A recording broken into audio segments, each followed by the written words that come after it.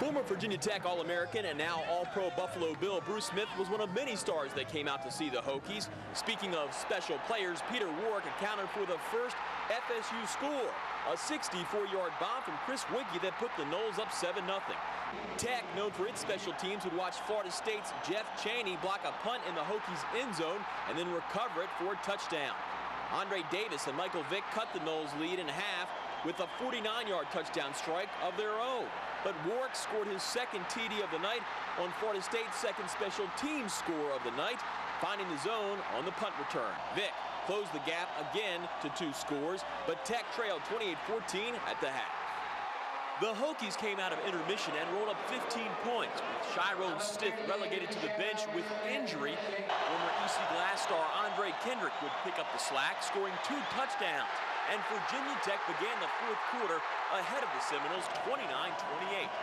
But Florida State went back to Warrick, whose third touchdown of the night iced his Sugar Bowl MVP trophy.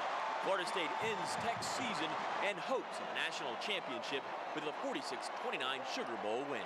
Got friends for life on this national championship team. We broke a lot of records. We did a lot of things a lot of people didn't expect us to do, and we played a great game, and we just kind of, as they say, gassed out in the end, I guess. They had a great game, and they made the big play when they had to, and we had some miscues in the secondary that, we're usually, better than that, and Peter Warrick, he had a great game. We just took a call from the President of the United States, and when he takes time to call the team that lost, and I think he very much admired how this football team played all year long, and I appreciate that a lot.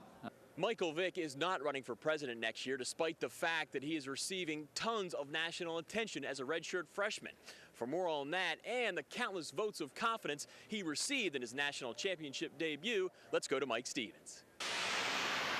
Steve Vick's 1999 season was a dream year from start to finish, and even in the biggest loss of the season for the Hokies and one of the toughest ever, he avoided living out a nightmare. As a matter of fact, he got tremendous praise from folks from all over the country and managed to leave the field with that trademark smile only a 19-year-old can manage to muster.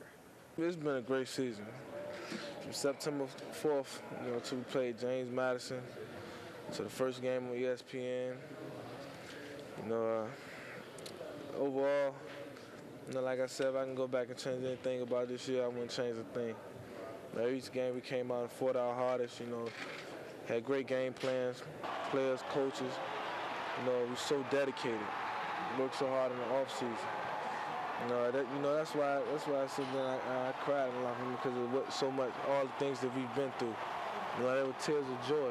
Michael made some great plays, and then we had a couple plays he'd like to have back, but boy, did he make some great plays. The News 7 Sports team will wrap up its coverage from New Orleans later today on News 7 at 5 and 6. In the Superdome, Mike Stevens, News 7 Sports.